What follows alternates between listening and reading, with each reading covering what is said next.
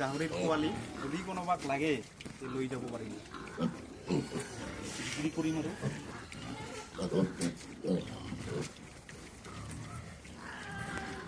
stop দি লওঁ